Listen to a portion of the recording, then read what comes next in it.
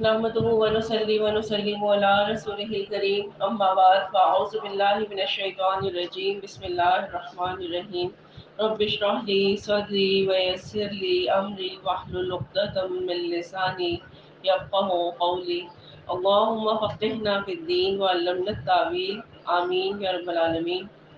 پارہ نمبر 26 کے نف سے آگے آغاز کریں گے۔ سورہ فتح کی آیت نمبر 18 ہے۔ اللہ رب العزت کا فرمان ہے: لقد رضي الله عن المؤمنين إذ يبايعونك تحت الشجرة فعلم ما في قلوبهم۔ اللہ راضی ہو گیا اہل ایمان سے جب کہ وہ آپ صلی اللہ علیہ وآلہ وسلم سے بیعت کر رہے تھے درخت کے نیچے، تو اللہ کے علم میں تھا جو کچھ ان کے دلوں میں تھا۔ یعنی بیعت کے وقت ان کے دلوں میں فقط ذوق شہادت اور جوش جہاد تھا۔ صلح کی بات چیت تو ان کی بیعت کے بعد شروع ہوئی تھی، جس کا صحابہ کرام کو علم نہیں تھا۔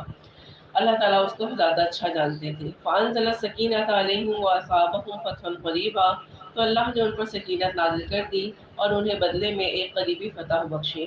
یعنی جب صحابہ کرام پریشان ہو گئے اور انہیں لگا کہ یہ ہمارے خلاف کام ہو رہا ہے، جس سے ان کے نفس پر ایک بوجھ طاری تھا، تو اللہ تعالیٰ نے ان پر ایک سکینت نازل فرمائی۔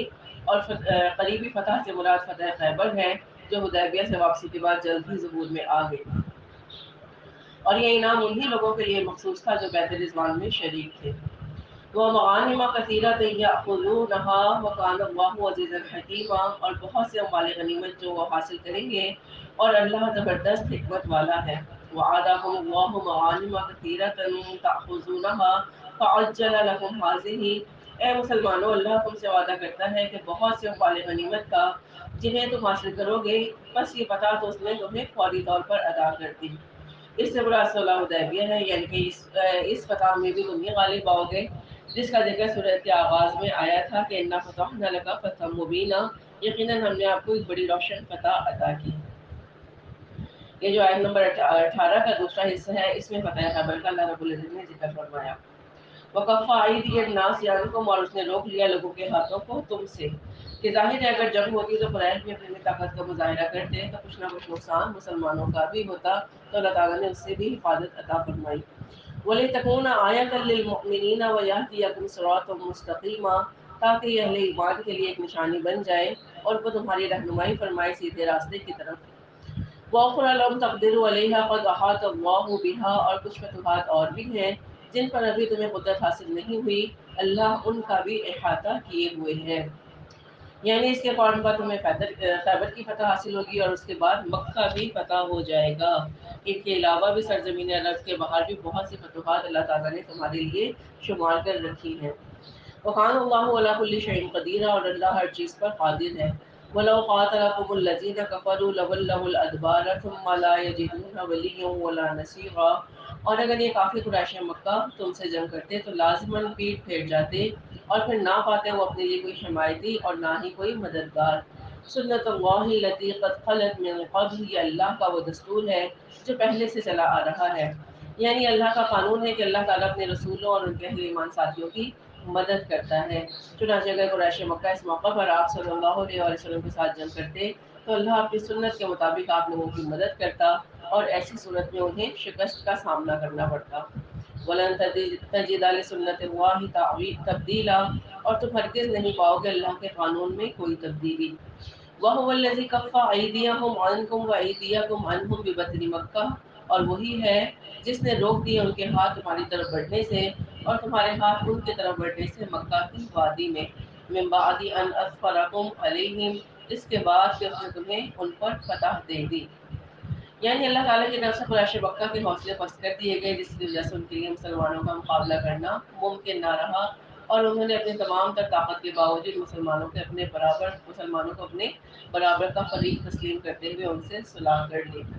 اور اس صلح میں اگلے سال مسلمانوں کو عمرہ کرنے اور اس دوران مکہ کو 3 دن تک مکمل طور پر خالی کرنے کی شرط بھی ایسی تھی جو قریش مکہ کے لیے ذلت کا باعث تھی۔ وَكَانَ اللَّهُ بِمَا تَعْمَلُونَ بَصِيرًا، اور جو کچھ تم لوگ کر رہے ہو اللہ اسے دیکھ رہا ہے۔ هُمُ الَّذِينَ كَفَرُوا وَصَدُّوكُمْ عَنِ الْمَسْجِدِ الْحَرَامِ وَالْهَدْيَ مَعْكُوفًا أَن يَبْلُغَ مَحِلَّهُ، وہی لوگ ہیں جو نے کفر کیا اور تمہیں روکے رکھا مسجد حرام تک جانے سے، اور قربانی کے جانور بھی روکے گئے اپنی جگہ پہنچنے سے۔ تو یہ ان جرائم کا تذکرہ ہے جن کا ارتکاب قریش مکہ نے اس پورے واقعے کے دوران کیا۔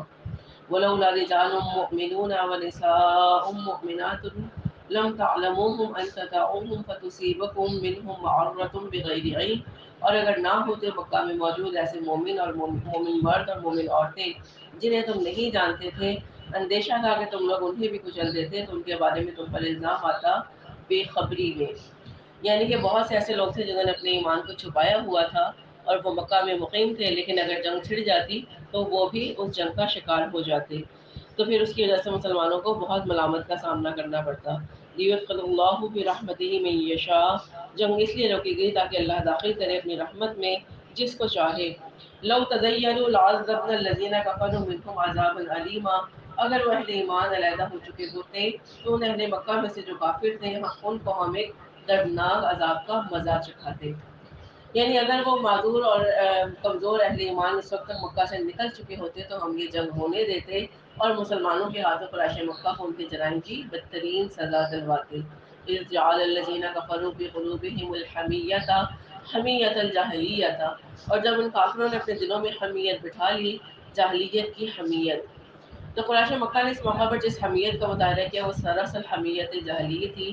ان کے دلوں میں قوم پرستی، آبا پرستی اور روایت پرستی کا تعصب پھوٹ پھوٹ کر بھرا ہوا تھا، اور اسی تعصب کی بنا پر انہوں نے یہ فیصلہ کیا کہ مسلمانوں کو عمرہ کیے بغیر یہاں سے واپس لوٹایا جائے جو ان کے باپ دادا کے دین سے پھر گئے ہیں۔ فانزل اللہ سکینتہ علی رسولہ وعلی المؤمنین، تو اللہ نے سکینت نازل فرما دی اپنے رسول صلی اللہ علیہ وآلہ وسلم پر اور اہل ایمان پر۔ وَأَلْزَمَهُمْ كَلِمَاتَ التَّقْوَىٰ وَكَانُوا أَحَقَّ بِهَا وَأَهْلَهَا، اور اس نے لازم کر دیا ان پر تقویٰ کی بات کو اور وہ اس کے زیادہ حقدار بھی ہیں اور اس کے اہل بھی ہیں۔ وَكَانَ اللَّهُ بِكُلِّ شَيْءٍ عَلِيمًا، اور اللہ ہر چیز کا علم رکھتا ہے۔ لقد صدق اللہ رسولہ الرؤیا بالحق، اللہ نے اپنے رسول کو بالکل سچا خواب دکھایا حق کے ساتھ۔ یہ اس خواب کا ذکر ہے جس کی بنیاد پر نبی کریم صلی اللہ علیہ وسلم نے عمرے کا ارادہ فرمایا تھا، اور آپ صلی اللہ علیہ وسلم نے خواب میں خود کو اور مسلمانوں کے ساتھ عمرہ کرتے ہوئے دیکھا، اسی بنا پر آپ نکل گئے۔ تو اللہ تعالیٰ نے ایسا نہیں ہے کہ کسی کے ذہن میں یہ شبہ جنم لے کہ نعوذ باللہ حضور صلی اللہ علیہ وسلم کا خواب سچا نہیں تھا۔ اس زمن میں جب نبی کریم صلی اللہ علیہ وآلہ وسلم سے سوال کیا گیا کہ آپ نے تو خواب میں دیکھا تھا کہ عمرہ کر رہے ہیں اور آپ اب لوٹ آئے ہیں، تو آپ صلی اللہ علیہ وسلم نے فرمایا کہ میں نے یہ تو کہا تھا کہ ہم عمرہ کریں گے، لیکن یہ نہیں کہا تھا کہ اسی سال ضرور کریں گے۔ تو زیر مطالعہ آیت میں پیشگی خبر دی جا رہی ہے کہ تم لوگ اللہ کے رسول صلی اللہ علیہ وآلہ وسلم کے خواب کے عین مطابق عمرہ کرو گے۔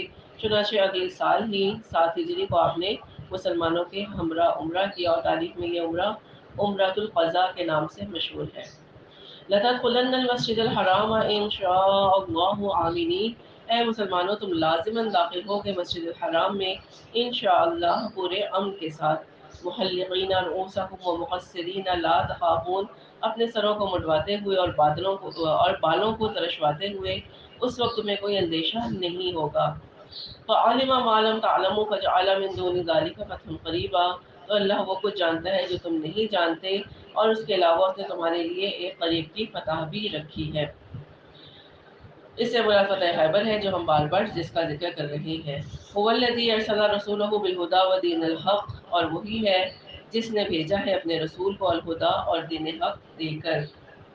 یعنی اللہ تعالیٰ نے اپنے رسول آخری رسول محمد عربی صلی اللہ علیہ وآلہ وسلم کو قرآن حکیم دے کر بھیجا ہے جو نوع انسانی کے لیے مکمل ہدایت ہے۔ لِيُظْهِرَهُ عَلَى الدِّينِ كُلِّهِ، تاکہ وہ غالب کر دے اسے کل کے کل نظام زندگی پر۔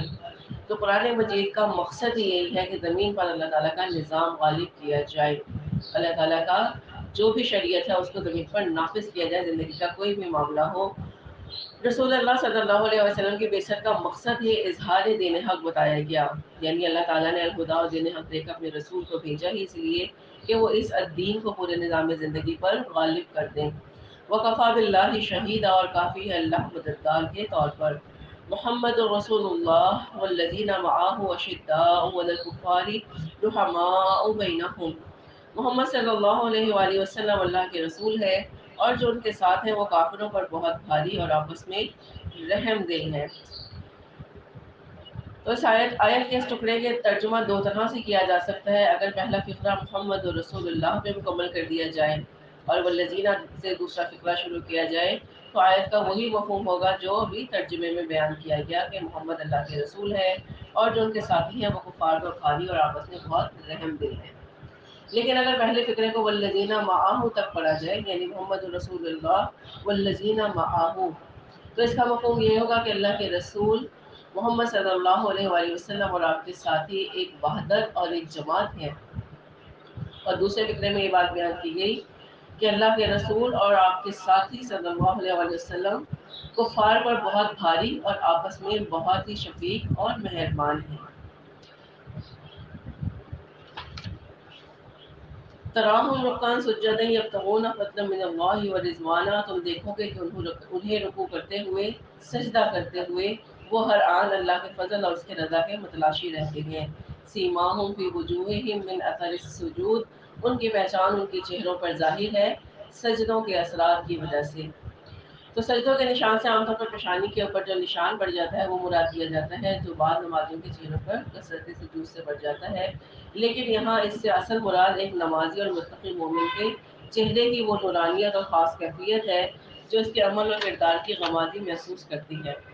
ذالک مثلہم فی التوراۃ، یہ ہے ان کی مثال تورات میں، یعنی محمد رسول اللہ صلی اللہ علیہ وآلہ وسلم اور آپ صلی اللہ علیہ وسلم کے صحابہ کرام رضوان اللہ اجمعین کی تمثیل تورات میں بیان ہوئی ہے۔ ومثلهم في الانجیل كزرع اخرج شطأه فآزره فاستغلظ فاستوى على سوقه، اور انجیل میں ان کی مثال یوں ہوئی کہ جیسے ایک کھیتی ہو جس نے نکالی اپنی قوم پر، پھر اس کو تقویت دی، پھر وہ سخت ہوئی اور پھر وہ اپنے تنے پر کھڑی ہو گئی۔ یعجب الزراع، یہ کاشتکار کو بڑی بھلی لگتی ہے۔ یہ کھیتی کی مثال ہے، بیج کو جب زمین میں دبا دیا جاتا ہے تو اس سے ایک چھوٹی سی نرم و نازک کوپل پھوٹتی ہے، پھر وہ آہستہ آہستہ بڑھتی ہے، پھر اس کا تنا بنتا ہے اور وہ ایک مضبوط پودے کی صورت بغیر کسی سہارے کے کھڑی ہو جاتی ہے۔ اسی طرح جب ایک کھیتی کے تمام پودے اپنے جوبن پر ہوں اور فصل خوب لہلہاتی ہو تو اسے دیکھ کر کاشتکار کا دل خوشی سے جھوم اٹھتا ہے۔ لیغیظ بہم الکفار، تاکہ ان سے کافروں کا دل جلائے۔ تو اس آخری جملے میں گویا واضح کر دیا گیا کہ اس مثال تشبیہ کے پردے میں جس کھیتی کی بات ہو رہی ہے وہ دراصل صحابہ کرام کی جماعت ہے اور اس کھیتی کے کاشتکار خود رسول اللہ صلی اللہ علیہ وآلہ وسلم ہے۔ تو چشمہ تصور سے جماعت کے ماضی میں جھانکیں تو ہمیں چند سال پہلے کا وہ نقشہ نظر آ جائے گا جب سرزمین مکہ میں دعوت کے بیچ سے ایک ایک کر کے اس کھیتی کی نرم و نازک کومپلیں نمودار ہو رہی تھی۔ اس وقت ان کومپلوں میں اتنی طاقت نہیں تھی کہ وہ اپنے بل پر کھڑی ہو سکتی۔ تو اس کے بعد جب مدینہ میں آپ شفٹ ہو گئے، ہجرت ہو گئی اور اس کے بعد یہ سارے صحابہ کرام کے ایک مضبوط جتھا ایک جماعت بن گئی، اس کے بعد اللہ تعالیٰ نے پھر جہاد کا حکم دیا۔ اور پھر کیا تھا، لیغیظ بہم الکفار کے الفاظ میں ایک نکتہ یہ بھی ہے کہ محمد رسول اللہ صلی اللہ علیہ وآلہ وسلم کی اس کھیتی پر جس کا دل جلتا ہو، قرآن حکیم اس کے ایمان کی نفی کر رہا ہے۔ یعنی صحابہ کرام کا بغض کسی کے بھی دل میں ہے، قرآن کی نظر سے وہ کافر ہے۔ صحابہ کرام سے بغض اور دعویٰ ایمان ہو تو اس کے دعوے میں کوئی صداقت نہیں ہے۔ وعد اللہ الذین آمنوا وعملوا الصالحات منہم مغفرۃ واجرا عظیما، اللہ نے وعدہ کیا ہے ان لوگوں سے جو ان میں سے ایمان لائے اور انہوں نے نیک اعمال کیے، مغفرت اور اجر عظیم کا۔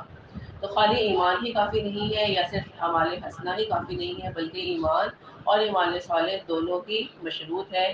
جو ان دونوں کا اہتمام کرے گا اس کے لیے اللہ تعالیٰ نے مغفرت اور اجر عظیم جنت کی صورت میں تیار کر رکھا ہے۔ سورہ الحجرات کا آغاز کرتے ہیں۔ تو گویا اسلامی ریاست کے اصولوں اور اسلامی معاشرے سے متعلق بنیادی ہدایات کے اعتبار سے سورہ حجرات قرآن کریم کی اہم ترین اور جامع صورت ہے۔ اسلامی ریاست اور اسلامی معاشرے سے متعلق جو تفصیلی ہدایات سورہ النساء اور سورہ مائدہ میں ہم پڑھ کے آئے ہیں اس کا لب لباب اور خلاصہ سورہ حجرات میں موجود ہے، تو ہم اس کی ترجمہ اور تفسیر دیکھتے ہیں۔ بسم اللہ الرحمن الرحیم، شروع اللہ کے نام سے جو بہت مہربان نہایت رحم فرمانے والا ہے۔ یا ایھا الذین آمنوا لا تقدموا بین یدی اللہ ورسولہ واتقوا اللہ ان اللہ سمیع علیم۔ اے اہل ایمان، آگے مت بڑھو اللہ اور اس کے رسول سے اور اللہ کا تقوی اختیار کرو۔ یعنی جہاں پہ اللہ اور اس کے رسول کا حکم آ گیا وہاں آپ اپنے نفس کی مرضی کو، اپنے رائے کو آگے نہیں کرنا، اور جو کام جس طریقے سے نبی کریم صلی اللہ علیہ وسلم نے کرنے کا انداز سکھا دیا اب اس میں اپنی رائے، اپنی آرا شامل نہیں کرنی۔ ان اللہ سمیع علیم، یقیناً اللہ تعالیٰ سب کو سننے والا، سب کچھ جاننے والا ہے۔ یا ایھا الذین آمنوا لا ترفعوا اصواتکم فوق صوت النبی ولا تجہروا لہ بالقول کجہر بعضکم لبعض، اے اہل ایمان اپنی آواز کبھی بھی بلند نہ کرنا نبی صلی اللہ علیہ وآلہ وسلم کی آواز سے، اور نہ انہیں اس طرح آواز دے کر پکارنا جس طرح تم آپس میں ایک دوسرے کو بلند آواز سے پکارتے ہو، کیونکہ نبی کریم صلی اللہ علیہ وسلم کوئی عام انسان نہیں ہے، وہ رسول اللہ ہے، خاتم النبیین ہے، ان کا ادب اور ان کی توقیر لازم ہے، جو ہم سورہ فتح میں بھی پڑھ چکے ہیں، وہ تعزروہ و توقروہ، کہ ان کی عزت کی جائے اور ان کی مدد کی جائے۔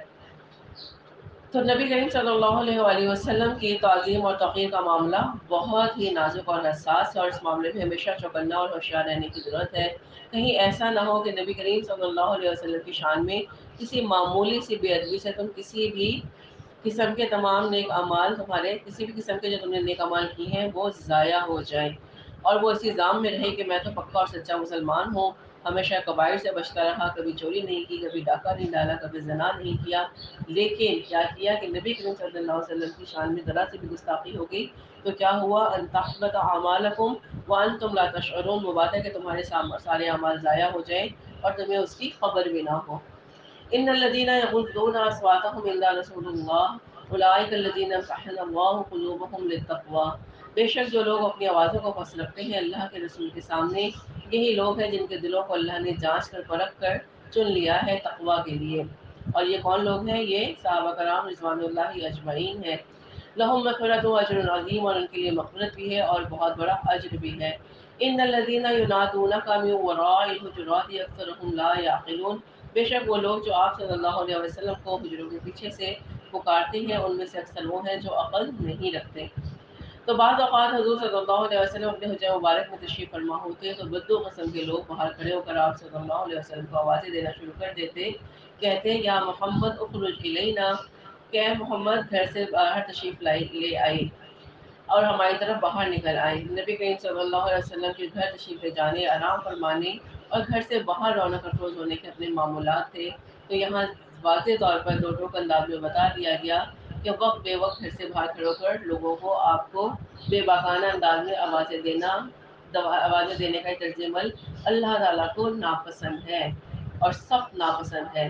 تو کسی کو گھر سے باہر بلانے کا یہ انداز اور طریقہ عام اور شرعی آداب کے خلاف بھی ہے، لیکن یہاں پہ خاص طور پر ذکر نبی کریم صلی اللہ علیہ وسلم کا ہو رہا ہے، تو اس سے کیا بتایا گیا آگے اگلی آیت میں، وَلَوْ أَنَّهُمْ صَبَرُوا، اور اللہ اگر وہ صبر کرتے یہاں تک کہ حتیٰ تخرج علیہم لکان خیرا لہم، آپ صلی اللہ علیہ وسلم خود ان کے پاس نکل کر آ جاتے تو یہ ان کے حق میں زیادہ بہتر ہوتا۔ واللہ غفور رحیم، بے شک اللہ تعالیٰ بہت بخشنے والا، بہت رحم فرمانے والا ہے۔ تو چونکہ یہ لوگ آداب معاشرت سے ناآشنا ہیں، یہ خلاف ادب حرکت کو جان بوجھ کر نہیں کرتے تھے، اس لیے گزشتہ طرز عمل کے حوالے سے ایک تو انہیں معافی کی توقع رکھنی چاہیے کہ اللہ تعالیٰ غفور اور رحیم ہے، اور آئندہ خیال رکھنا چاہیے کہ ایسی کوئی غلطی دوبارہ سرزد نہ ہو۔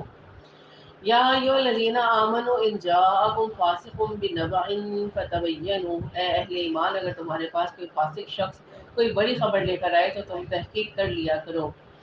اگر خبر دینے والا شخص تمہارے خیال کے مطابق متقی نہیں ہے تو اس خبر کے متعلق کوئی اقدام کرنے سے پہلے اچھی طرح تحقیق کر لو، ہو سکتا ہے کہ کوئی غلط خبر آپ کو دی جا رہی ہو۔ ان تصیبوا قوم بجہالۃ فتصبحوا علی ما فعلتم نادمین، وہ وعدہ کہ تم جا پڑو کسی قوم پر نادانی میں اور پھر تمہیں اپنے کیے پر نادم ہونا پڑے۔ وَاعْلَمُوا أَنَّ فِيكُمْ رَسُولَ اللَّهِ، اور جان لو کہ تمہارے مابین اللہ کا رسول موجود ہے۔ انسانی سطح پر حضور صلی اللہ علیہ وسلم کے مختلف لوگوں کے ساتھ مختلف رشتے تھے، مثلاً بعض خواتین کے آپ شوہر ہیں، بعض کے باپ تھے، مردوں میں سے بعض کے آپ داماد تھے اور بعض کے بھتیجے اور بعض کے سسر۔ چنانچہ اس حساس معاملے میں دو ٹوک انداز میں متنبع کر دیا گیا کہ خبردار تم میں سے کوئی کسی وقت یہ حقیقت نہ بھولنے پائے کہ محمد بن عبداللہ صلی اللہ علیہ وسلم جو تمہارے درمیان موجود ہے یہ رسول اللہ ہے، لہٰذا آپ کی حیثیت تم میں سے ہر ایک کے سامنے ہر حال میں مقدم رہنی چاہیے، چاہے وہ باپ کی شکل میں ہے، چاہے وہ شوہر کی شکل میں ہے یا بھائی کی شکل میں یا داماد کی شکل میں، سب سے زیادہ مقدم صورتحال کیا ہے کہ وہ رسول اللہ ہے۔ تو آپ کا کوئی بھی رشتہ دار محض اپنے کسی مخصوص رشتے کی بنا پر آپ کے ساتھ کوئی معاملہ کرنے کا خیال بھی ذہن میں نہ لائے۔ پہلی توقیر و تعظیم کیا ہے کہ آپ رسول اللہ صلی اللہ علیہ وآلہ وسلم ہیں۔ لو یطیعکم فی کثیر من الامر لعنتم، اگر وہ تمہارا کہنا مانا کریں اکثر معاملات میں تو تم مشکل میں پڑ جاؤ۔ چنانچہ تم ہر معاملے میں رسول اللہ صلی اللہ علیہ وسلم کی مرضی اور منشا کو پیش نظر رکھا کرو۔ آپ سے یہ توقع نہ رکھو کہ آپ فیصلے کرتے ہوئے تم لوگوں کی مرضی کا خیال رکھیں گے۔ وَلَكِنَّ اللَّهَ حَبَّبَ إِلَيْكُمُ الْإِيمَانَ وَزَيَّنَهُ فِي قُلُوبِكُمْ، لیکن اے نبی صلی اللہ علیہ وسلم کے ساتھیو، اللہ نے تمہارے نزدیک ایمان کو بہت محبوب بنا دیا ہے اور اسے تمہارے دلوں کے اندر کھبا دیا۔ وَكَرَّهَ إِلَيْكُمُ الْكُفْرَ وَالْفُسُوقَ وَالْعِصْيَانَ، اور اس نے تمہارے نزدیک بہت ناپسندیدہ بنا دیا ہے کفر کو، فسق کو اور نافرمانی کو۔ اولئک هم الراشدون، یہی لوگ ہیں جو صحیح راستے پر ہیں۔ فضل من اللہ و نعمہ، اللہ کی طرف سے بہت بڑے فضل اور انعام کی بنا پر۔ واللہ علیم حکیم، اور اللہ ہر چیز کا علم رکھنے والا، کمال حکمت والا ہے۔ وَإِن طَائِفَتَانِ مِنَ الْمُؤْمِنِينَ اقْتَتَلُوا فَأَصْلِحُوا بَيْنَهُمَا، اور اگر اہل ایمان میں سے دو گروہ آپس میں لڑ پڑیں تو ان کے درمیان صلح کرا دیا کرو۔ فَإِن بَغَتْ إِحْدَاهُمَا عَلَى الْأُخْرَىٰ فَقَاتِلُوا الَّتِي تَبْتَغِي، پھر اگر ان میں سے ایک فریق دوسرے پر زیادتی کر رہا ہو تو تم جنگ کرو اس کے ساتھ جو زیادتی کر رہا ہے۔ یعنی اگر کہیں پہ دو فریقوں کے درمیان لڑائی ہو رہی ہے، مسلمانوں کے دو فریق آپس میں لڑ رہے ہیں، تو باقی مسلمان خاموش تماشائی بن کر نہیں بیٹھ سکتے، کیونکہ اگر ان کے درمیان صلح نہ کرائی گئی تو مسلمانوں کی جمعیت اور طاقت میں رکھنا پڑے گا، جس کی وجہ سے بالآخر مسلمانوں کی مجموعی طاقت اور غلبہ دین کی جدوجہد کو نقصان پہنچے گا۔ تو اللہ تعالیٰ نے کیا فرمایا کہ ان کے درمیان صلح کرا دو، اور فریقین میں صلح کرا دی گئی، لیکن اس کے بعد بھی اگر ان میں سے ایک فریق اس صلح کی پابندی نہیں کر رہا اور دوسرے فریق پر زیادتی کیے جا رہا ہے، تو اس کا مطلب یہ ہے کہ وہ پوری امت مسلمہ پر زیادتی کر رہا ہے اور پوری امت مسلمہ کو چیلنج کر رہا ہے۔ لہٰذا ایسی صورتحال میں پوری ملت کی ذمہ داری ہے کہ وہ زیادتی کرنے والی فریق کے خلاف بھرپور طاقت کا استعمال کرے، جو آج کے دور میں بھی نہیں کیا جا رہا۔ اس لیے یہ امت ٹکڑوں میں تقسیم ہو گئی ہے، اور جس کا دل چاہتا ہے وہ مسلمانوں کو پیس کر رکھ دیتا ہے۔ کاش کہ اللہ تعالیٰ تمام مسلمانوں کو یہ عقل سلیم عطا فرمائے کہ تمام مسلمان ایک جسد خاکی کی مانند ہیں، اور کسی ایک کو تکلیف ہوتی ہے تو وہ تکلیف سارے جسم کو محسوس ہونی چاہیے، اور سب مل کر اس کے سدباب کے لیے کوئی نہ کوئی اقدام کریں۔ حتی تفیع الی امر اللہ، یہاں تک کہ وہ لوٹ آئے اللہ کے حکم کی طرف۔ فَإِن فَاءَتْ فَأَصْلِحُوا بَيْنَهُمَا بِالْعَدْلِ وَأَقْسِطُوا إِنَّ اللَّهَ يُحِبُّ الْمُقْسِطِينَ، پھر اگر وہ لوٹ آئے تو ان دونوں کے درمیان صلح کرا دو عدل کے ساتھ، اور دیکھو انصاف کرنا، بے شک اللہ انصاف کرنے والوں کو محبوب رکھتا ہے۔ کہیں ایسا نہ ہو کہ زیادتی کرنے والے فریق کے خلاف طاقت کے استعمال کے دوران تم لوگ انصاف کا دامن ہاتھ سے چھوڑ دو۔ تو اللہ تعالیٰ نے یہاں پہ وارننگ دے دی کہ طاقت کا یہ استعمال صرف انصاف کے تقاضے پورے کرنے کی حد تک ہو۔ ظاہر ہے کہ ایک زیادتی کو روکنے کے لیے مزید کسی زیادتی کی اجازت نہیں دی جا سکتی۔ انما المؤمنون اخوۃ فاصلحوا بین اخویکم، یقیناً تمام اہل ایمان آپس میں بھائی بھائی ہیں، بس اپنے دو بھائیوں کے درمیان صلح کرا دیا کرو۔ واتقوا اللہ لعلکم ترحمون، اور اللہ کا تقوی اختیار کرو تاکہ تم پر رحم کیا جائے۔ یا ایھا الذین آمنوا لا یسخر قوم من قوم عسى ان یکونوا خیرا منہم، اے اہل ایمان تم میں سے کوئی گروہ دوسرے گروہ کا مذاق نہ اڑائے، ہو سکتا ہے کہ وہ ان سے بہتر ہو۔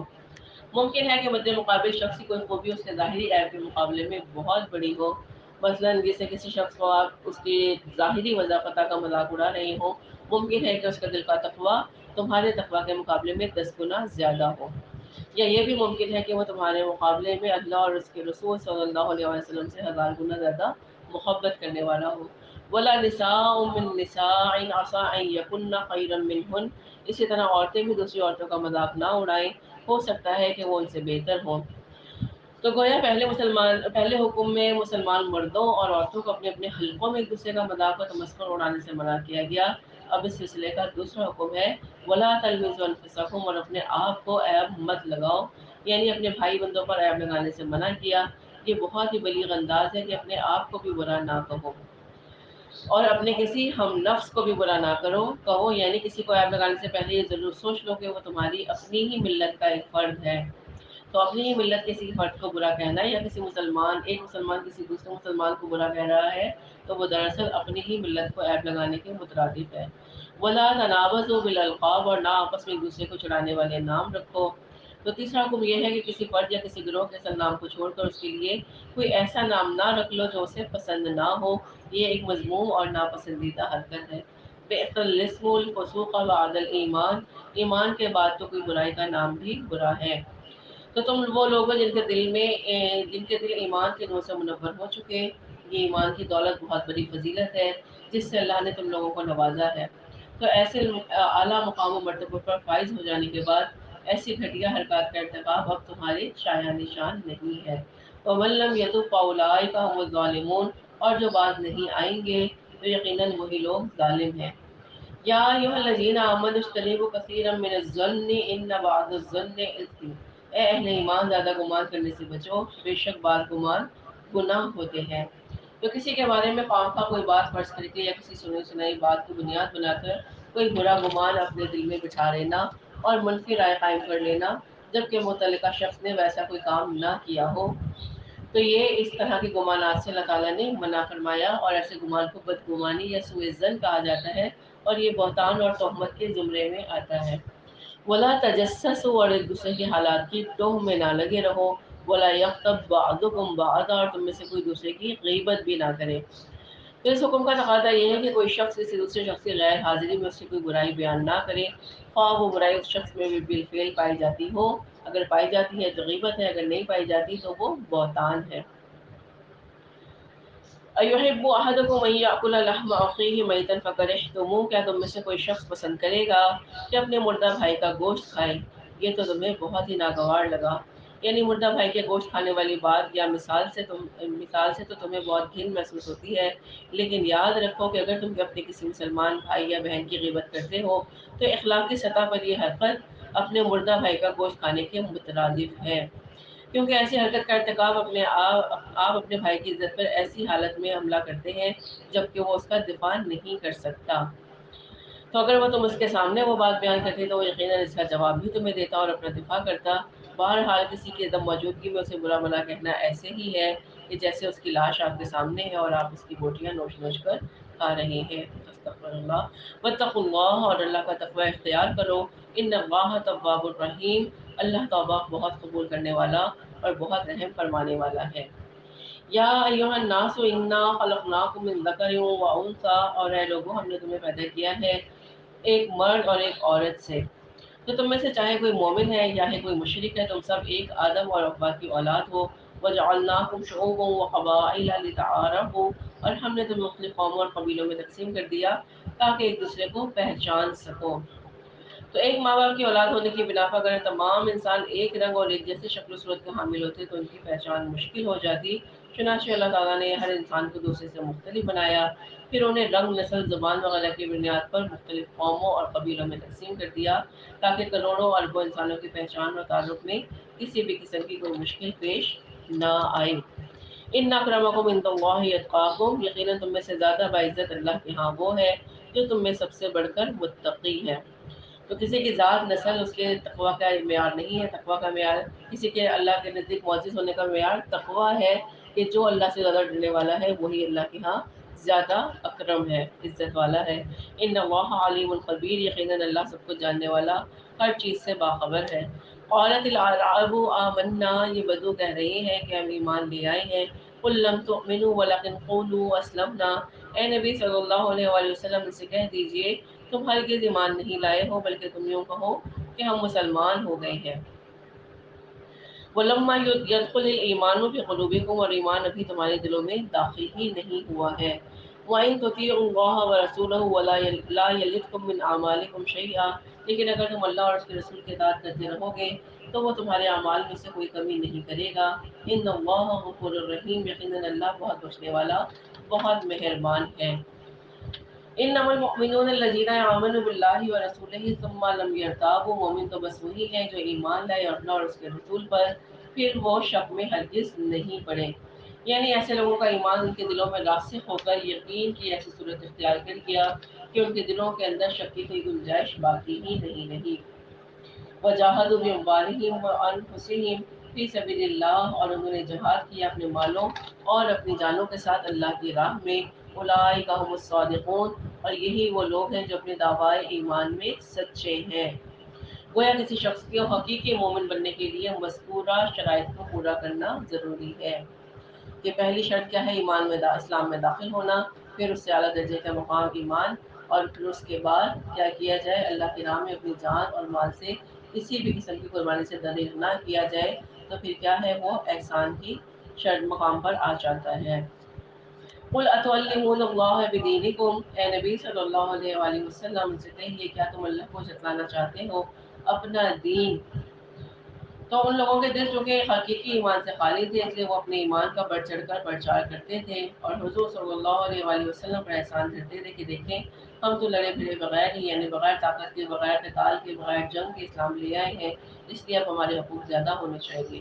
اللہ تعالیٰ نے فرمایا واللہ یعلم ما فی السماوات و ما فی الارض، اللہ جانتا ہے جو کچھ آسمانوں میں اور جو کچھ زمین میں ہے، واللہ بکل شیء علیم، اللہ تو ہر چیز کا علم رکھنے والا ہے۔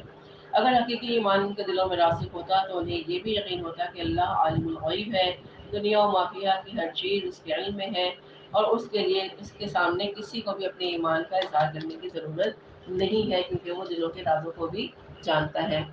یمنون علیک ان اسلموا، اے نبی صلی اللہ علیہ وسلم یہ لوگ آپ پر احسان کر رہے ہیں کہ وہ اسلام لے آئے ہیں۔ قل لا تمنوا علی اسلامکم، ان سے کہیے کہ مجھ پر اپنے اسلام کا احسان نہ کرو، بل اللہ یمن علیکم ان ہداکم للایمان ان کنتم صادقین، بلکہ اللہ تم پر احسان کرتا ہے کہ اس نے تمہیں ایمان کے راستے پر ڈال دیا اگر تم سچے ہو۔ یعنی اللہ تعالیٰ نے تمہیں توفیق دی کہ تم اسلام لے آئے، ابھی تو لوگ ایمان کے راستے پر آئے ہو، اگر تم اپنے اسلام کے دعوے میں سچے ہو، نماز کی پابندی کرو گے، روزے رکھو گے، زکوٰۃ ادا کرو گے اور ہمارے صالح کا اہتمام کرو گے، تو ان اعمال کی نورانیت سے تمہارے دلوں کے اندر بھی ایمان پیدا ہو جائے گا۔ تو یہ کوئی بھی کلمہ اپنی زبان سے جب پڑھتا ہے تو وہ دائرہ اسلام میں داخل ہو جاتا ہے، اور اعمال صالح اور شریعت کی پابندی اسے ایمان کے مقام پر لے جاتی ہے۔ تو اللہ تعالیٰ نے کیا فرمایا کہ یہ بھی جو بھی نیک کام اور مسلمان کرتا ہے یہ اللہ کی توفیق سے ہی کرتا ہے، اور اسی لیے بتا دیا گیا بل اللہ یمن علیکم کہ یہ اللہ کا احسان ہے تم پر کہ اس نے تمہیں ایمان کی طرف ہدایت دے دی، اس نے تمہیں اس شاہراہ پر ڈال دیا کہ تم صرف دل سے ایمان لائے اور پھر تم نیک اعمال کر رہے ہو۔ ان اللہ یعلم غیب السماوات والارض واللہ بصیر بما تعملون، یقیناً اللہ تعالیٰ جانتا ہے آسمانوں اور زمین کی چھپی ہوئی چیزیں، اور جو کچھ بھی تم کر رہے ہو اللہ اسے بھی دیکھ رہا ہے۔ سورہ قاف کا آغاز کرتے ہیں بسم اللہ الرحمن الرحیم، شروع اللہ کے نام سے جو بہت مہربان نہایت رحم فرمانے والا ہے۔ قاف والقرآن المجید، قاف قسم ہے عظیم الشان قرآن کی۔ تو قرآن مجید کی 3 صورتیں ایسی ہیں جن کے آغاز میں صرف ایک ہی حرف مقطع آتا ہے، اور ان میں سورہ قاف کے علاوہ 23ویں پارے کی سورہ صاد جو ہم پڑھ چکے ہیں، اور 29ویں پارے کی سورہ قلم جو نون والقلم سے شروع ہوتی ہے۔ تو اللہ تعالیٰ نے قرآن عظیم کی عظیم الشان قرآن کی قسم کھا کر فرمایا بل عجیب ان جاءہم منذر منہم، بلکہ انہیں بہت عجیب محسوس ہوا کہ ان کے پاس آیا ہے ایک خبردار کرنے والا انہی میں سے۔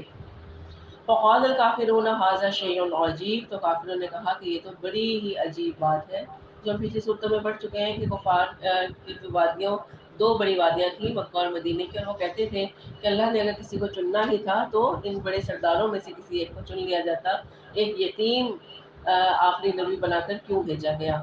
تو وہ اس بات سے حیرت میں تھے، ان کے لیے یہ عجیب بات تھی۔ اور مزید عجیب بات ان کے لیے کیا تھی؟ آئذا متنا وکننا ترابا، کہ کیا جب ہم مر کر مٹی ہو جائیں گے تو پھر ہم پھر سے زندہ کیے جائیں گے؟ ذالک رجع بعید، یہ لوٹایا جانا تو بہت دور کی بات ہے۔ یعنی مٹی کے مر کر مٹی ہو جانے کے بعد، یا جن کو جلا دیا جاتا ہے خاک ہو جانے کے بعد دوبارہ زندہ ہونا ان کے لیے بالکل انہونی سی بات ہے۔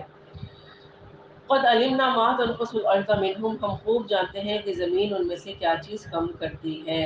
وعندنا کتاب حفیظ، اور ہمارے پاس تو ایک محفوظ رکھنے والی کتاب بھی موجود ہے، یعنی ہمارے پاس ایک ایک چیز کا ریکارڈ موجود ہے۔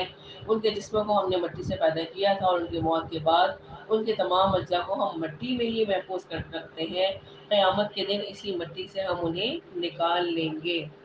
سورہ طٰہٰ میں ہم پڑھ چکے ہیں پارہ نمبر 16 میں آیت نمبر 25 میں منہا خلقناکم وفیہا نعیدکم ومنہا نخرجکم تارۃ اخری، کہ اسی طرح ہم نے تمہیں پیدا کیا، اسی طرح ہم تمہارا اعادہ کریں گے اور تمہیں دوبارہ زندہ کر کے کھڑا کیا جائے گا۔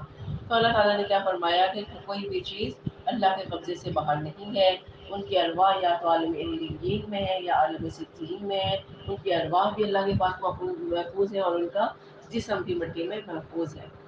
بل کذبوا بالحق لما جاءہم، بلکہ انہوں نے جھٹلایا حق کو جب وہ آیا ان کے پاس۔ فہم فی امر مریض، سو اب وہ ایک بڑی الجھن میں مبتلا ہو گئے ہیں۔ افلم ينظروا الى السماء فوقهم كيف بنيناها وزيناها وما لها من فروج، تو کیا انہوں نے دیکھا نہیں آسمان کی طرف جو ان کے اوپر ہے کہ ہم نے اسے کیسا بنایا ہے اور کیسے اسے مزین کیا کہ اس میں کوئی رخنہ نہیں ہے۔ والارض مددناها والقینا فیها رواسیا، اور زمین کو ہم نے پھیلا دیا اور ہم نے اس میں لنگر ڈال دیے، یعنی اسے پہاڑوں کے ذریعے سے گڑھا دیا، ان کو گاڑ دیا کہ وہ ہلتی نہیں ہے۔ وَأَنبَتْنَا فِيهَا مِن كُلِّ زَوْجٍ بَهِيجٍ، اور ہم نے اس میں ہر طرح کی بڑی ہی رونق والی چیزیں جوڑوں کی شکل میں پیدا کر دی۔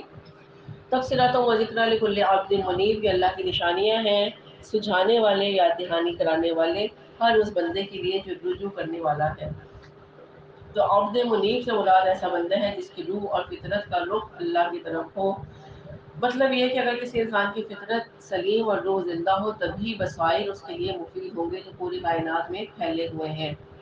تو ایسی صورت میں اسے کائنات میں بکھری ہوئی نشانیاں بھی نظر آئیں گی، اور ان نشانیوں سے اس کے دل میں خالق حقیقی کی یاد بھی تازہ ہوتی رہے گی۔ اور لیکن اگر کسی انسان کی فطرت مست ہو چکی ہے، روح مردہ ہو چکی ہے، تو اس کا دیکھنا اور سننا اس کے لیے ہرگز مفید ثابت نہیں ہوگا۔ وَنَزَّلْنَا مِنَ السَّمَاءِ مَاءً مُبَارَكًا، اور ہم نے آسمان سے اتارا برکت والا پانی۔ فَأَنبَتْنَا فِيهِ جَنَّاتٍ وَحَبَّ الْحَصِيدِ، تو ہم نے اگایا اس کے ذریعے سے باغات کو اور ان فصلوں کو جو کٹ جاتی ہیں۔ وَالنَّخْلَ بَاسِقَاتٍ لَهَا طَلْعٌ نَضِيدٌ، اور کھجوروں کے بلندوں والا درخت جن کے خوشے ہیں تہ پت ہے۔ رِزْقًا لِلْعِبَادِ وَأَحْيَيْنَا بِهِ بَلْدَةً مَيْتًا، یہ سب رزق ہے بندوں کے لیے اور اسی پانی سے ہم زندہ کرتے ہیں مردہ زمین کو۔ کذالک الخروج، اسی طرح سے نکلنا ہوگا، اس کا ہم سب انسانوں کا۔ تو جس طرح بارش کے پانی کے باعث خشک اور بنجر زمین سے طرح طرح کے نباتات اگتی ہے، اسی طرح تم بھی ہمارے حکم سے زندہ ہو کر زمین سے نکل آؤ گے۔ کذبت قبلہم قوم نوح واصحاب الرس وثمود، جھٹلایا تھا ان سے پہلے بھی نوح کی قوم نے، کنویں والوں نے اور قوم ثمود نے۔ تو یہ انبیاء اور رسول کا تذکرہ ہے لیکن انتہائی مختصر انداز کے ساتھ۔ وعاد و فرعون و اخوان لوط، اور قوم عاد فرعون اور لوط علیہ السلام کے بھائیوں نے۔ واصحاب الایکۃ و قوم تبع، اور بن والوں نے اور قوم تبع نے۔ کل کذب الرسل فحق وعید، ان سب نے رسولوں کو جھٹلایا تو وہ مستحق ہو گئے میرے وعید کے۔ پیغمبروں کو جھٹلا کر وہ لوگ عذاب کی وعیدوں کے مصداق بن گئے۔ افاعینا بالخلق الاول، تو کیا ہم پہلی مرتبہ پیدا کر کے عاجز آ گئے ہیں؟ یعنی کیا یہ لوگ سمجھتے ہیں کہ ہماری تخلیق کی صلاحیتیں اب ختم ہو کر رہ گئی ہیں اور ہم دوبارہ انہیں پیدا نہیں کر سکیں گے؟ تو اللہ تعالیٰ ہر چیز پر قادر ہے۔ بل ہم فی لبس من خلق جدید، بلکہ یہ لوگ شک میں پڑے ہوئے ہیں نئی تخلیق کے متعلق۔ یعنی ہماری خلاقی قدرت میں تو کوئی کمی نہیں آئی، البتہ یہ لوگ اپنے ذہنوں کی تنگی کی وجہ سے پریشان ہیں اور مبتلا شک ہیں کہ انہیں مرنے کے بعد دوبارہ کیسے زندہ کیا جائے گا۔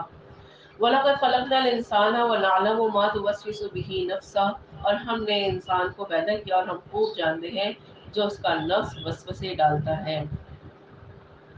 وَنَحْنُ أَقْرَبُ إِلَيْهِ مِنْ حَبْلِ الْوَرِيدِ، اور ہم تو اس سے اس کی رگِ جان سے بھی زیادہ قریب ہیں۔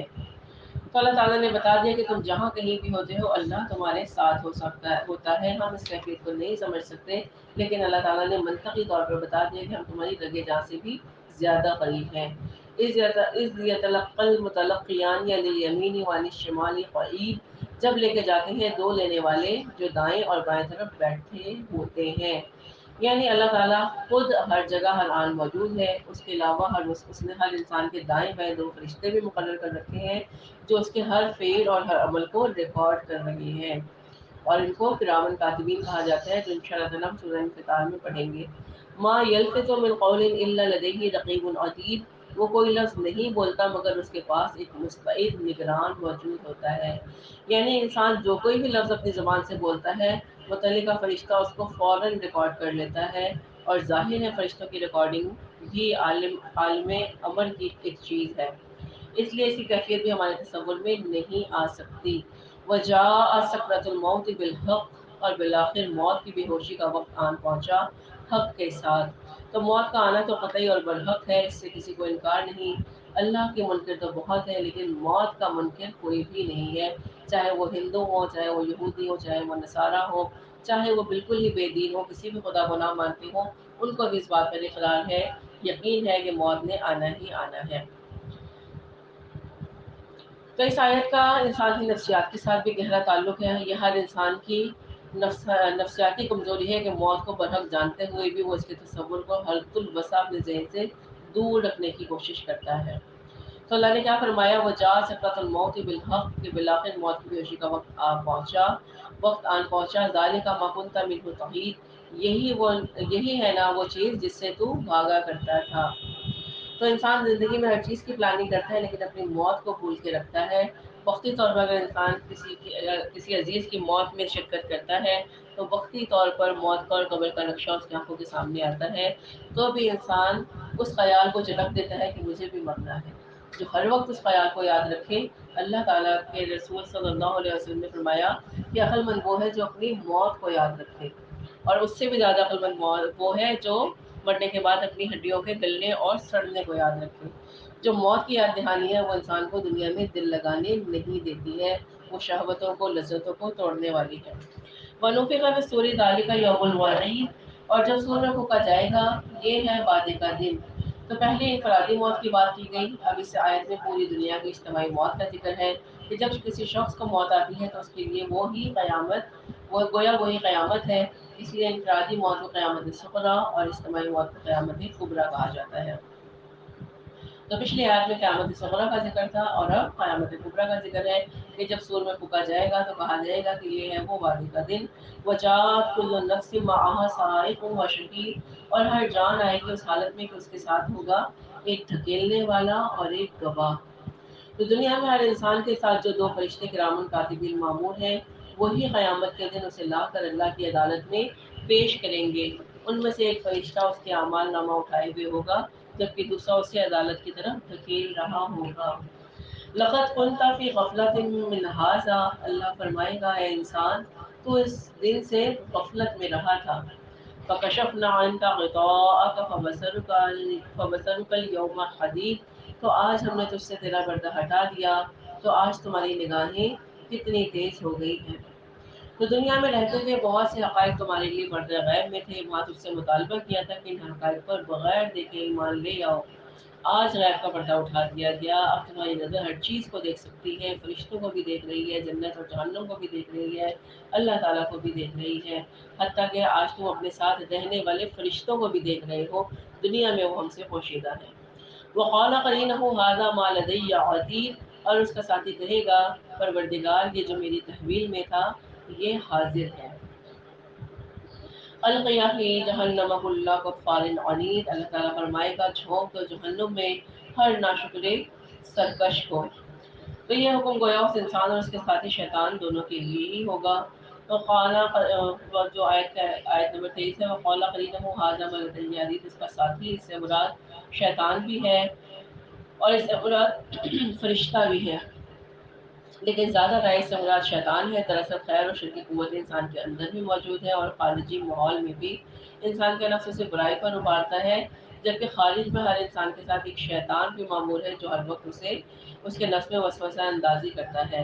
تو اللہ تعالیٰ نے کیا فرمایا، القیٰ فی جہنم کل کفار عنید، یہ جھونک دو جہنم میں ہر سرکش اور ناشکرے کو۔ یہ حکم گویا انسان اور اس کے ساتھی شیطان دونوں کے لیے ہوگا۔ مناع للخیر معتد مرید، جو خیر سے روکنے والا، حد سے بڑھنے والا اور شکوک و شبہات میں مبتلا رہنے والا ہے۔ تو یہ کوئی انسان بھی ہو سکتا ہے جو کسی دوسرے کو روکتا ہے، اور یہ شیطان بھی ہو سکتا ہے۔ الذی جعل مع اللہ الہا آخر، جس نے اللہ کے ساتھ کوئی دوسرا الہ بھی بنا دیا تھا۔ فالقیاہ فی العذاب الشدید، تو جھونک دو اس کو بڑے سخت عذاب میں۔ قال قرینہ ربنا ما اطغیتہ ولکن کان فی ضلال بعید، اس کا ساتھی شیطان کہے گا پروردگار میں نے اس کو سرکش نہیں بنایا بلکہ یہ خود ہی بہت دور کی گمراہی میں پڑا ہوا تھا۔ تو گویا وہ چاہے گا کہ جو انسان کی تحویل میں دیا گیا تھا اسے سزا کے لیے وصول کر لیا جائے اور خود اس کی جان بخش دی جائے۔ تو شیطان کی یہ خواہش رائگاں جائے گی، اس کو بھی اس کے ساتھ جہنم میں ڈال دیا جائے گا۔ قال لا تقسموا لدی وقد قدمت الیکم بالوعید، اللہ فرمائے گا اب تم میرے سامنے جھگڑا مت کرو جبکہ میں پہلے ہی تمہاری طرف وعید بھیج چکا تھا۔ تو نبی کریم صلی اللہ علیہ وسلم بھی باعث بن کر آئے، آپ نے لوگوں کو نصیحت دی یہ داعیان حق بن کر اپنی قوم کو خبردار کرنے کے لیے نکل کھڑے ہوئے، اور خود قرآن کا اپنا انداز بھی انذار اور تبشیر والا ہے، جو جنوں کے لیے بھی اور انسانوں کے لیے بھی۔ تو یہی بات بتا دی گئی کہ تمہیں وعید بھیج دی گئی تھی، تمہیں وارننگ دے دی گئی تھی کہ شیطان تمہارا کھلا دشمن ہے، اور شیطان نما انسان بھی تمہارے کھلے دشمن ہے۔ جس کے پاس یہ ہدایت کتاب آ جائے تو اسے چاہیے کہ اس کے مطابق ہدایت پر عمل کرے اور اپنے دشمنوں کو پہچانے اور اللہ کا فرمانبردار بندہ بن جائے۔ تو اللہ تعالیٰ نے کیا فرمایا کہ اب تم میرے سامنے جھگڑا نہ کرو، میں تو تمہیں پہلے ہی بہت دفعہ باخبر کر چکا ہوں۔ ما یبدل القول لدی وما انا بظلام للعبید، میرے حضور میں یہ بات تبدیل نہیں کی جا سکتی، اور میں اپنے بندوں پر ظلم کرنے والا نہیں ہوں۔ چنانچہ اب میرے قانون کے تمام تقاضے پورے کیے جائیں گے۔ یوم نقول لجہنم حل امتلأتی، جس دن ہم پوچھیں گے جہنم سے کہ کیا تو بھر گئی ہے، کیونکہ اللہ کا وعدہ ہے کہ میں جہنم کو جن اور انسانوں سے ضرور ضرور بھر دوں گا۔ تو جب قیامت کے دن فیصلے ہو جائیں گے، میزان اٹھا دی جائے گی، جنتیوں کو جنت میں داخل کر دیا جائے گا اور جہنمیوں کو جہنم میں بھیج دیا جائے گا، تو اللہ تعالیٰ جہنم سے کلام فرمائیں گے کہ کیا تو بھر گئی ہے، وَتَقُولُ ہم من مزید، تو وہ جواب میں کہے گی کہ کیا کچھ اور بھی ہے، یعنی ابھی تو میرے اندر گنجائش باقی ہے، ابھی مزید جنوں اور انسانوں کو میرے اندر ڈالا جائے تاکہ میں بھر جاؤں۔ اور پھر نبی کریم صلی اللہ علیہ وسلم کی حدیث ہے کہ نبی کریم صلی اللہ علیہ وسلم نے فرمایا کہ جب سب جہنم میں جا چکے ہوں گے پھر بھی اس میں گنجائش باقی ہوگی، تو اللہ تعالیٰ پھر اپنا پاؤں مبارک اس کے اوپر رکھیں گے اور پھر وہ کہے گی کہ بس اب میں بھر گئی ہوں۔ اور اسی طرح جنت میں بھی گنجائش باقی ہوگی، لیکن جنت کے لیے اللہ تعالیٰ نئی مخلوقات کو پیدا فرمائیں گے اور جنت کی بہاروں میں اس کے نظاروں میں مزید اضافہ فرمائیں گے۔ وَأُزْلِفَتِ الْجَنَّةُ لِلْمُتَّقِينَ غَيْرَ بَعِيدٍ، اور جنت قریب لائی جائے گی اہل تقویٰ کے لیے کچھ بھی دور نہیں ہوگی، یعنی انہیں چل کر بھی نہیں جانا پڑے گا بلکہ جنت کو ہی ان کے قریب لایا جائے گا۔ هَذَا مَا تُوعَدُونَ، ان سے کہا جائے گا یہ ہے جس کا وعدہ تم سے کیا جاتا تھا۔ تو جنتیوں سے بھی یہ وعدہ کیا گیا ہے اور جہنمیوں سے بھی وعدہ کیا گیا ہے، دونوں ہی اپنے اپنے ساتھ کیے ہوئے وعدے کو سچا پا لیں گے۔ لِكُلِّ أَوَّابٍ حَفِيظٍ، ہر اس شخص کے لیے جو اللہ کی طرف رجوع کرنے والا ہے اور حفاظت کرنے والا ہے۔ من خشی الرحمن بالغیب، جو ڈرتا ہے رحمان سے غیب میں ہونے کے باوجود، یعنی بن دیکھے اللہ سے ڈرتا ہے، وہ جاء بقلب منیب، اور لے کر آیا ہے رجوع کرنے والا دل۔ تو قلب منیب سے بھی یہاں مراد قلب سلیم ہی مراد ہے۔ یہ ایسے شخص کا ذکر ہے جو دنیا میں اللہ کا فرمانبردار بندہ بن کر رہا، اللہ کی امانت کو اس نے پوری حفاظت اور سلامتی کے ساتھ رکھا اور صحیح سلامت حالت میں لوٹ آیا۔ ادخلوها بسلام، ان سے کہا جائے گا داخل ہو جاؤ جنت میں سلامتی کے ساتھ۔ ذالک یوم الخلود، اور یہ ہمیشہ رہنے کا دن ہے، ہمیشہ رہنے کا دن ہے۔ اب ایسا کوئی مرحلہ یا کوئی دن نہیں آئے گا کہ تمہیں جنت سے نکلنا پڑے۔ لہم ما یشاءون فیہا ولدینا مزید، ان کے لیے اس میں وہ سب کچھ ہوگا جو وہ چاہیں گے، اور ہمارے پاس مزید بھی کچھ ہے۔ اور مزید سے مراد کیا ہے؟ اللہ تعالیٰ کا دیدار ہے۔ اللہ تعالیٰ ارشاد فرماتا ہے کہ میں نے اپنے صالح بندوں کے لیے جنت میں وہ کچھ تیار کر رکھا ہے جو نہ ہی کسی آنکھ نے دیکھا، نہ کسی کان نے سنا، اور نہ ہی کسی انسان کے دل میں اس کا گمان ہی گزرا۔ پھر آپ صلی اللہ علیہ وسلم نے فرمایا اگر تم چاہو تو یہ آیت پڑھ لو، بس کوئی جان یہ نہیں جانتی کہ انہیں اہل جنت کی آنکھوں کی ٹھنڈک کے لیے کیا کچھ چھپا کر رکھا گیا ہے۔ وَكَمْ أَهْلَكْنَا قَبْلَهُم مِّن قَرْنٍ هُمْ أَشَدُّ مِنْهُم بَطْشًا فَنَقَّبُوا فِي الْبِلَادِ هَلْ مِن مَّحِيصٍ، اور کتنی ہی قوموں کو ہم نے ان سے پہلے ہلاک کیا جو قوت میں ان سے بڑھ کر تھی، سو انہوں نے ملکوں کے ملک فتح کیے، پھر کیا وہ کوئی جائے فرار پا سکے، یعنی کہ جب ان کے اوپر عذاب آیا تو پھر کیا وہ اس سے خلاصی پا سکے۔ اِنَّ فِي ذَلِكَ لَذِكْرَىٰ لِمَنْ كَانَ لَهُ قَلْبٌ أَوْ أَلْقَى السَّمْعَ وَهُوَ شَهِيدٌ، یقیناً اس میں یاد دہانی ہے اس کے لیے جس کا دل ہو یا جو توجہ سے سنے حاضر ہو کر۔ تو توجہ سے سننا، غور و فکر کرنا، تدبر کرنا، یہ اللہ کے قرب کا ذریعہ بنتی ہے۔ وَلَقَدْ خَلَقْنَا السَّمَاوَاتِ وَالْأَرْضَ وَمَا بَيْنَهُمَا فِي سِتَّةِ أَيَّامٍ، اور ہم نے آسمانوں اور زمین کو اور جو کچھ اس کے مابین ہے پیدا کیا 6 دنوں میں۔ وَمَا مَسَّنَا مِن لُغُوبٍ، اور ہم پر کوئی تھکان طاری نہیں ہوئی۔ فَاصْبِرْ عَلَىٰ مَا يَقُولُونَ، تو اے نبی صلی اللہ علیہ وآلہ وسلم آپ صبر کیجئے اس پر جو یہ لوگ کہہ رہے ہیں۔ وَسَبِّحْ بِحَمْدِ رَبِّكَ قَبْلَ طُلُوعِ الشَّمْسِ وَقَبْلَ الْغُرُوبِ، اور اپنے رب کی حمد کے ساتھ تسبیح کیجئے سورج کے طلوع ہونے سے قبل اور غروب ہونے سے قبل۔ وَمِنَ اللَّيْلِ فَسَبِّحْهُ، اور رات کے حصوں میں بھی اس کی تسبیح بیان کریں۔ وَأَدْبَارَ السُّجُودِ، اور سجدوں نمازوں کے بعد بھی۔ یہ گویا نماز سے فارغ ہونے کے بعد تسبیح و تحمید کا حکم ہے۔ وَاسْتَمِعْ يَوْمَ يُنَادِ الْمُنَادِ مِن مَّكَانٍ قَرِيبٍ، اور کان لگائے رکھو جس میں پکارنے والا پکارے گا بہت قریب کی جگہ سے، یعنی اس دن کے منتظر رہو جب سور میں پھونکا جائے گا اور ہر شخص کو اس کی آواز بہت قریب سے آتی محسوس ہوگی۔ تو سور کی آواز ایسے زوردار اور خوفناک ہوگی کہ اس سے ہر جاندار کی موت واقع ہو جائے گی، اور اس کے بعد سب انسانوں کو زندہ کر کے محشر میں جمع کرنے کے لیے پھر دوبارہ سور پھونکا جائے گا۔ یہاں اسی دوسرے سور کا ذکر ہے۔ یوم یسمعون الصیحۃ بالحق، جس دن وہ سنیں گے ایک چنگھاڑ حق کے ساتھ، ذالک یوم الخروج، وہ ہوگا نکلنے کا دن، یعنی وہ زمین سے مردوں کے نکلنے کا دن ہوگا۔ انا نحن نحیی و نمیت، یقیناً ہم ہی زندہ رکھتے ہیں اور ہم ہی موت والد کرتے ہیں، وإلینا المصیر، اور ہماری ہی طرف سب کو پلٹ کر آنا ہے۔ واضح رہے کہ جہاں اللہ تعالیٰ اپنی شان جلالت کا زیادہ اظہار کرنا چاہتا ہے وہاں اپنے لیے جمع و صیغہ استعمال کرتا ہے، وإلینا، کہ ہماری ہی طرف ان سب کا لوٹنا ہے۔ یوم تشقق الارض عنہم سراعا، جس دن زمین ان پر سے پھٹ جائے گی اور وہ تیزی سے نکل پڑیں گے۔ ذالک حشر علینا یسیر، اور یہ سب کا جمع کر دینا ہم پر بہت آسان ہے۔ نحن عالم بما یقولون، اے نبی صلی اللہ علیہ وآلہ وسلم، ہم خوب جانتے ہیں جو کچھ یہ لوگ کہہ رہے ہیں۔ وما انت علیہم بجبار، اور آپ ان پر کوئی زبردستی کرنے والے نہیں ہیں۔ آپ کا کام آپ کا کام ان سے جبرن بات منوانا نہیں، ہم نے آپ کو اس اختیار کے ساتھ نہیں بھیجا کہ آپ انہیں زبردستی حق کی طرف لے کر آئیں۔ فذکر بالقرآن من یخاف وعید، بس آپ تذکیر کرتے رہیے اس قرآن کے ذریعے سے ہر اس شخص کو جو میری وعید سے ڈرتا ہے، یعنی جس کی روح مردہ نہ ہو چکی ہوگی، اس میں تھوڑی سی بھی جان ہوگی، اور جس کے اندر اخلاقی حص دم نہ توڑ چکی ہوگی اور بھلائی کی معمولی سی رمق بھی باقی ہوگی، وہ آپ صلی اللہ علیہ وآلہ وسلم کی باتیں سن کر قرآن کی تذکیر اور یاد دہانی سے ضرور فائدہ اٹھائے گا۔ تو یہاں پر فذکر بالقرآن کے الفاظ میں حضور صلی اللہ علیہ وسلم کو خصوصی طور پر ہدایت دی جا رہی ہے کہ آپ صلی اللہ علیہ وسلم تبلیغ و تذکیر، انذار و تبشیر اور لوگوں کے تزکیہ نفس کا ذریعہ صرف اور صرف قرآن ہی کو بنائیں۔ اسی حکم کے مقابلے میں آج امت مسلمہ کی مجموعی حالت یہ ہے کہ مسلمانوں نے خود کو قرآن سے بالکل ہی بے نیاز کر لیا ہے اور دعوت و تبلیغ اور واضح نصیحت و تربیت و تزکیہ کے دیگر ذرائع اختیار کر لیے ہیں۔ کوئی واقعات بتا دیے جاتے ہیں، کوئی اولیاء اللہ کی باتیں بیان کی جاتی ہیں، لیکن قرآن کو اس طرح بیان نہیں کیا جاتا جس طرح کہ اس کو بیان کرنے کا حق ہے۔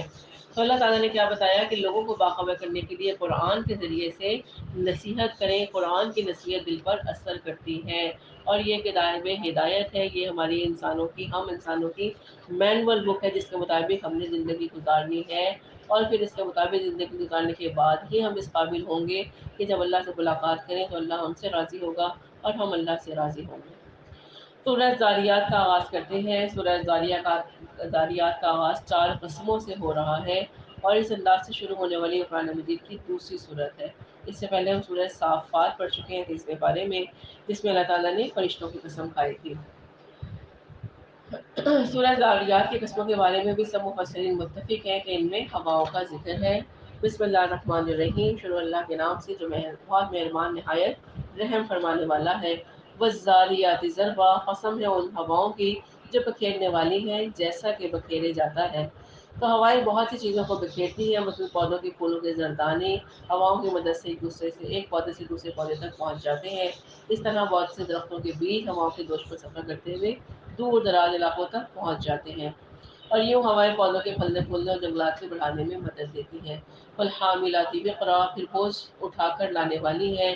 ہوائیں اربوں خربوں ٹن پانی سمندر سے اٹھا کر بادلوں کی شکل میں ہزاروں میل دور لے جاتی ہیں اور مختلف علاقوں میں بارش برساتی ہیں۔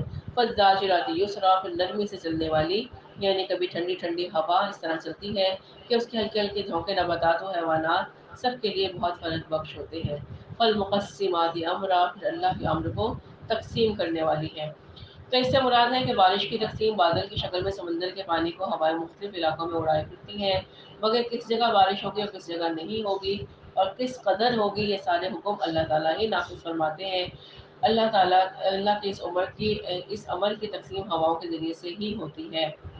تو اس تقسیم کا مشاہدہ ہم آئے دن کرتے رہتے ہیں۔ بعض علاقوں میں بارش جھلجھل ہو جاتی ہے، کچھ علاقے پانی کی ایک ایک بوند کو ترستے رہ جاتے ہیں۔ تو یہ ہوائیں وہیں پر بارش برساتی ہیں جہاں اللہ رب العزت کا حکم ہوتا ہے۔ تو اللہ تعالیٰ نے آیات میں ہواؤں کی قسمیں کھا کر پھر ان کے ذریعے طے پا جانے والے بعض امور کا ذکر کر کے دراصل کائنات کے محکم نظام پر غور و فکر کی دعوت دی ہے۔ اگر انسان اس بارے میں غور کرے گا تو وہ اس نتیجے پر ضرور پہنچے گا کہ کائنات اللہ تعالیٰ نے انسان کے لیے بنائی ہے اور بیکار نہیں بنائی ہے، ہر چیز کا ایک مقصد ہے۔ انما توعدون لصادق، وہ جو وعدہ تمہیں دیا جا رہا ہے وہ یقیناً سچا ہے، وان الدین لواقع، اور جزا و سزا ضرور واقعہ ہو کر رہے گی۔ تو یہ کائنات اور اس کا نظام گواہ ہے کہ بعد الموت، نطفہ اولا، نطفہ ثانیہ وغیرہ سے متعلق جو خبریں تمہیں دی جا رہی ہیں وہ یقیناً سچی ہیں، اور جس عذاب کی تمہیں وعید سنائی جا رہی ہے اس میں کوئی شک و شبہ نہیں ہے۔ قیامت بل ضرور قائم ہوگی اور اس دن تمام انسانوں کو پھر سے زندہ کیا جائے گا اور انہیں ان کے اعمال کا بدلہ مل کر رہے گا۔ والسماء ذات الحبک، اور قسم ہے جالی دار آسمان کی۔ یہ منظر یہ اشارہ اس منظر کی طرف ہے جو رات کے وقت تاروں بھرا آسمان پیش کرتا ہے۔ انکم لفی قول مختلف، یقیناً تم لوگ ایک جھگڑے کی بات میں پڑ گئے ہو، اور وہ جھگڑا کیا ہے؟ آخرت کے بارے میں اختلاف ہے۔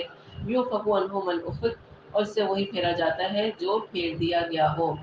تو تم میں سے بہت سے لوگ ایسے بھی ہیں جو وہی کے اس پیغام کی طرف دھیان ہی نہیں دیتے اور جزا اور سزا کے متعلق مختلف باتیں بتاتے رہتے ہیں، حالانکہ جزا اور سزا کا معاملہ ایک یقینی حقیقت ہے، اور اس کو تسلیم کرنے سے وہی شخص باز رہے گا جو راندہ درگاہ ہے اور خیر و سعادت کے راستوں سے پھیر دیا گیا۔ قتل الخراسون، ہلاک ہو جائیں گے کہ اٹکلیں دوڑانے والے، الذین هم فی غمرۃ ساہون، جو اپنی غفلت میں پڑے ہوئے ہیں۔ یسألون ایان یوم الدین، وہ پوچھتے ہیں کہ آخر کب آئے گا وہ جزا و سزا کا دن۔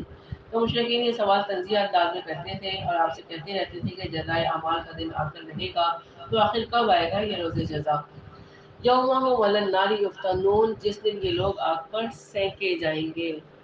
تو جو مشرکین یہ سوال غیر سنجیدہ انداز میں کرتے تھے، اس لیے جواب میں ان کے لیے ڈانٹ کا انداز پایا جاتا ہے کہ اس دن وہ دن ایسا ہوگا کہ جس پر انہیں آگ پر تاپا جائے گا، انہیں سیکھا جائے گا۔ ذوقوا فتنتکم، ذوقوا فتنتکم، اور ان سے کہا جائے گا کہ اب چکھو مزہ اپنی شرارت کا۔ ھذا الذی، یہ ہے وہ عذاب، کنتم بہ تستعجلون، جس کی تم جلدی مچایا کرتے تھے۔ ان المتقین فی جنات وعیون، یقیناً اہل تقویٰ باغات اور چشموں کے اندر ہوں گے۔ آخذین ما آتاہم ربہم، وہ شکریہ کے ساتھ وہ سب کچھ لے رہے ہوں گے جو ان کا رب انہیں دے رہا ہوگا۔ انہم کانوا قبل ذلک محسنین، یہ وہ لوگ ہیں جو اس سے پہلے احسان کرنے والے تھے، نیکیاں کرنے والے تھے۔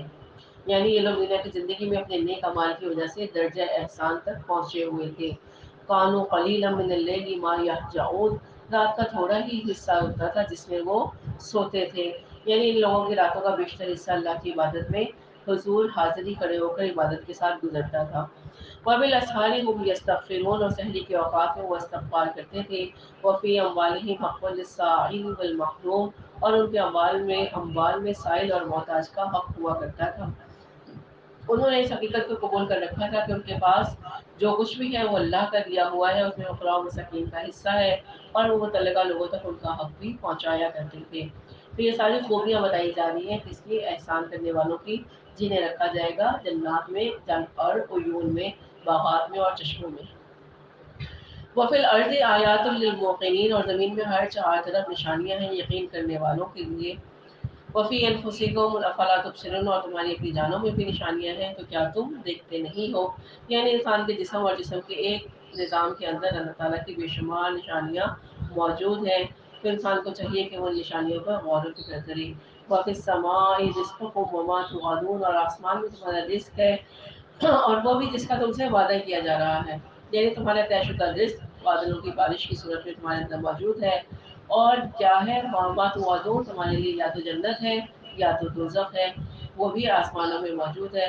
فورب السماء والارض انه لحق مثل ما انکم تنطقون، تو آسمانوں اور زمین کے رب کی قسم، یقیناً یہ حق ہے، بالکل ایسے ہی جیسے اس وقت تم بات چیت کر رہے ہو، یعنی جس طرح تمہارے بولنے اور سننے میں کوئی شک نہیں ہے، اسی طرح قیامت کے آنے اور جانے میں کوئی شک نہیں ہے۔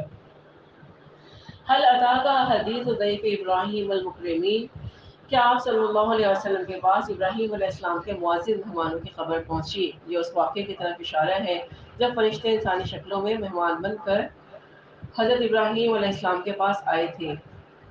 اس دخل علیہ وقالوا سلاما، جب وہ اس کے ہاں داخل ہوئے تو انہوں نے کہا سلام، قال سلام قوم منکرون، انہوں نے بھی جواب میں کہا سلام اور دل میں کہا کہ یہ تو کوئی اجنبی لوگ ہیں۔ فراغ الی اہلہ فجاء بعجل سمین، پھر وہ چپکے سے اپنے گھر والوں کی طرف گئے اور ایک گنا ہوا موٹا تازہ بچڑا لے آئے، جو سورہ ہود میں ہم تفصیل سے پڑھ چکے ہیں۔ تو پرانے زمانے کی دعوتیں اسی انداز سے ہوا کرتی تھی کہ جانور ذبح کیا اور گھی میں یا تیل میں یا گھی میں تل کر یا بھون کر پولے کا پورا مہمانوں کے سامنے حاضر کر دیا جاتا تھا۔